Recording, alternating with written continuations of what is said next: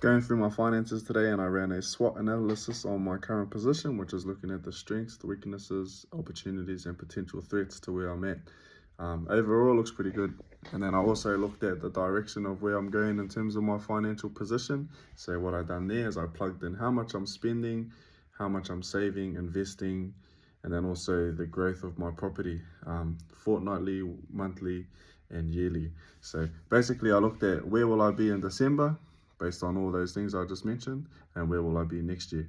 And for me to see those figures, it gives me a good idea of my cash, like liquid money, so cash that I can use to spend, and also the equity in my property. And then also my position in my shares and crypto, because I could potentially use some of that to purchase my next house. So the goal is to get another property, and running those numbers, looking at where I'm at and where I'm heading, gives me a pretty good indication of when I'll be able to purchase my next one.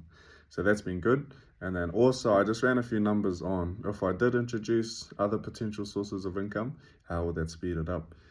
So those are a few things I looked at. I've also looked at my current mortgage structure, because as the value of your house goes up, your LVR position changes, which means your loan to value ratio. So basically, if the value of your property goes to here, your debt still stays the same, because I'm only on interest only, I don't pay principal. So yeah, as that gap grows, we call that gap equity. At a certain point, you can pull some of that equity out, which is basically money. And so I'll be using a bit of equity and a bit of cash to purchase my next property. On that, since my LVR may change, I may be eligible for different loan structures and potentially a lower interest rate.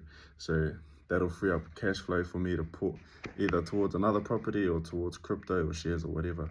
So yeah, that's what I've been up to today. Very important to keep checking in on your finances and have a very clear understanding of where you're at and where you're heading. Because we don't guess around your whānau, everything's calculated. Check.